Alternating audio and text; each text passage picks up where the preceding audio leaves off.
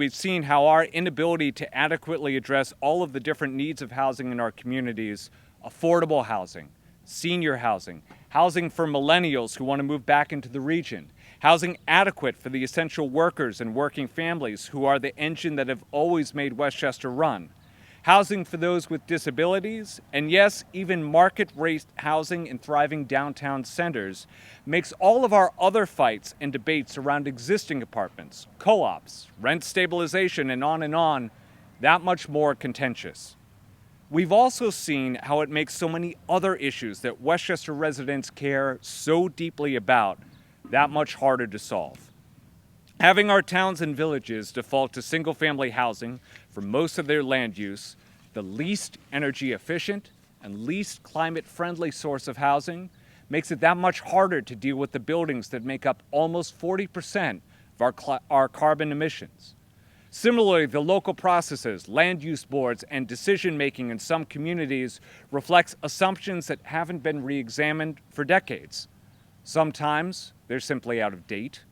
Other times they're continuing to do exactly what they were designed to do: limit the amount of available housing in Westchester and make it harder for future neighbors, particularly people of color, to move in.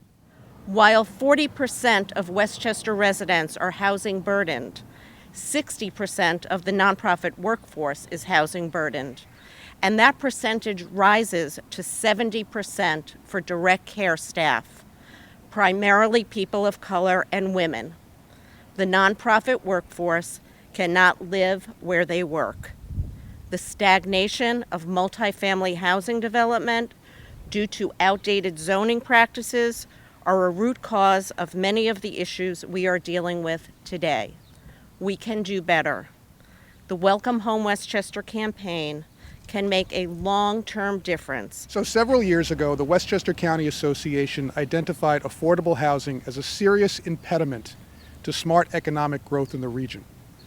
Local businesses that required skilled workers and a stable workforce struggle to fill jobs when workers cannot afford to live where they work. A community may experience a depleted hiring pool if housing prices are too high, starving local businesses of workers or forcing those businesses to pay higher salaries to subsidize commuting costs. Our businesses also suffer when workers are forced to look elsewhere for housing and employment. The Westchester County Association remains focused on the issue, conducting roundtables and information sessions, advocating at public hearings, supporting local projects, and last year adding a brand new chapter to our policy playbook that shows local decision makers how affordable housing can work in and for their communities. As many know, there's a very long history of municipalities using local land use regulation and zoning ordinances to limit housing supply for certain communities, particularly African American and Latino communities. Due to exclusionary zoning, the percentage of people of color living in high poverty areas is far higher than the rest of the population, which has a detrimental effect on the education and life trajectory of our children. The major cause of this concentration of poverty is the lack of affordable housing due to local land use regulation. The result: exclusion, generational poverty, downward mobility, housing instability, and lack of economic opportunity. Housing Action Council does a lot of the affirmative marketing, which means that it's open to everyone who meets the eligibility criteria, and then they're qualified by their lottery number. And so we've had quite a bit of experience in accepting applications and reviewing applications.